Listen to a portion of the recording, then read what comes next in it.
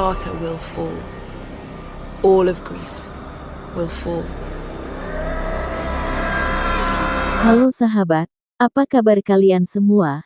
Saya harap sahabat baik-baik saja. Bagi sahabat yang lagi tidak baik-baik saja, saya harap sahabat segera menjadi baik-baik saja. Oke sahabat, kali ini saya akan menceritakan sebuah film yang menceritakan tentang sengitnya pertempuran pasukan Yunani melawan pasukan Persia.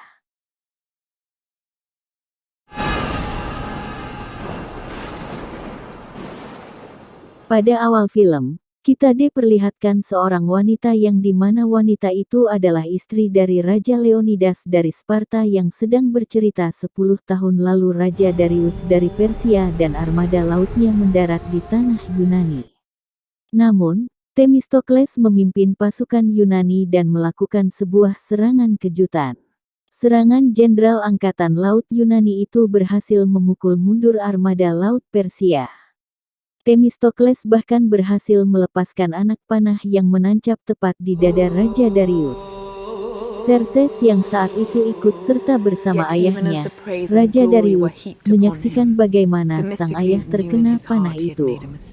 Keadaan Raja Darius yang sekarat hingga mereka kembali ke Persia membuat Xerxes terpukul.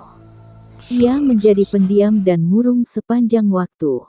Suatu hari, Raja Darius berpesan kepada Xerxes agar tidak kembali ke Yunani sebab yang sanggup menundukkan tanah tersebut hanyalah para dewa. Akan tetapi, Jenderal Persia, yang bernama Artemisia membisikkan sesuatu, yang dimana bisikan itu menghasut Xerxes agar balas dendam atas kematian ayahnya, dan mensalah-artikan pesan dari Raja Darius. Artemisia melanjutkan rencananya dengan menggunakan para penyihir dan ahli ramuan untuk membuat Xerxes menjadi lebih kuat. Selain itu, ia juga membunuh semua kerabat, orang kepercayaan, dan setiap hal yang berkaitan dengan Xerxes.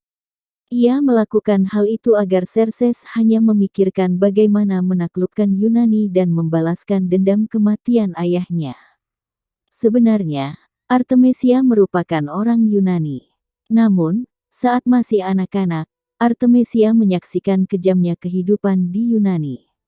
Selain itu, ia juga merasakan bengisnya kejahatan menimpanya bertubi-tubi hingga pada suatu hari, seseorang menyelamatkannya. Orang itu tidak lain adalah utusan Persia yang dibunuh oleh Leonidas. Penyelamatnya melatih Artemisia dengan keras dan menjadikannya seorang wanita yang ahli dalam pertarungan. Lalu, pengabdiannya kepada Raja Darius dan kekuasaan Xerxes sebagai penerus raja membuat Artemisia menjadi sosok yang sadis. Kini, sebagai jenderal sekaligus tangan kanan Xerxes, ia mendapat kepatuhan dari rasa takut setiap orang terhadapnya. Sebelumnya, Themistokles telah kecewa karena Dewan Yunani lebih memilih untuk menyerah pada Persia sempat menemui Ratu Gorgo di Sparta. Ia meminta sang ratu untuk mengerahkan angkatan laut Sparta demi mengusir tentara Persia. Sayangnya, Ratu Gorgo menolak permintaan itu. Sejak dahulu, Ratu Gorgo tidak pernah menyetujui usulan Themistokles untuk menyatukan dataran Yunani. Themistokles pun tak memiliki pilihan lain selain menghadapi Persia dengan pasukannya sendiri. Ia sadar tak memiliki peluang untuk menang dari segi jumlah maupun daya tempur. Akan tetapi, Themistokles lebih memilih mati sebagai orang merdeka daripada hidup dalam jajahan Persia.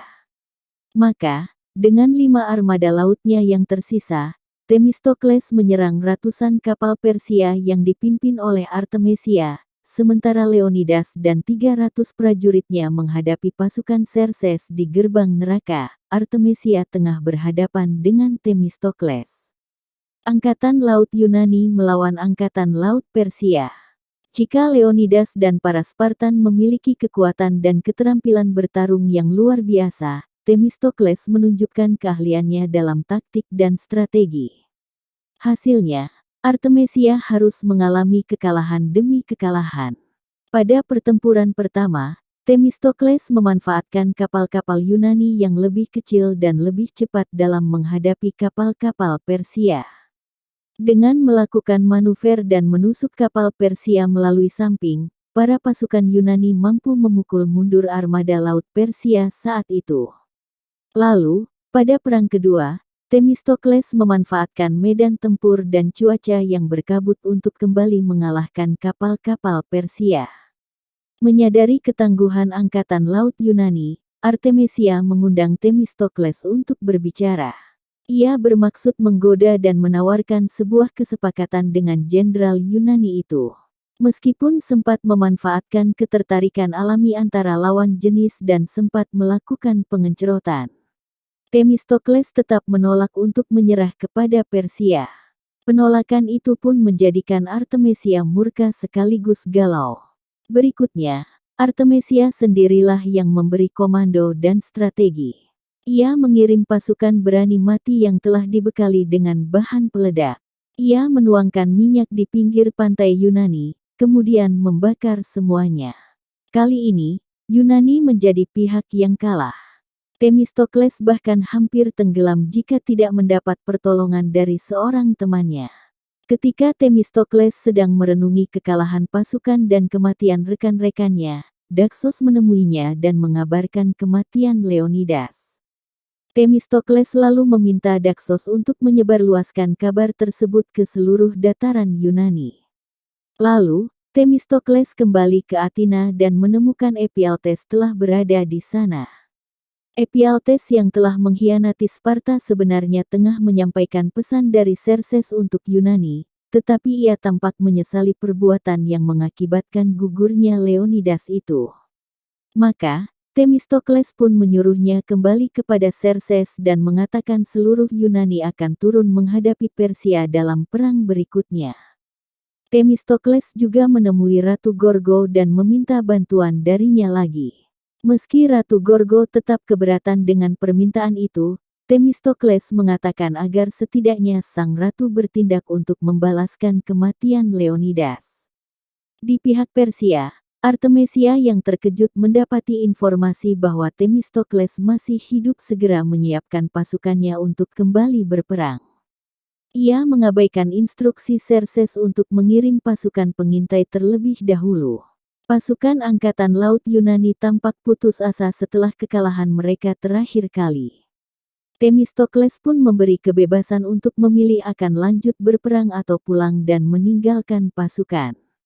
Namun, setiap orang lebih memilih untuk tetap bertahan dan bertempur demi Yunani.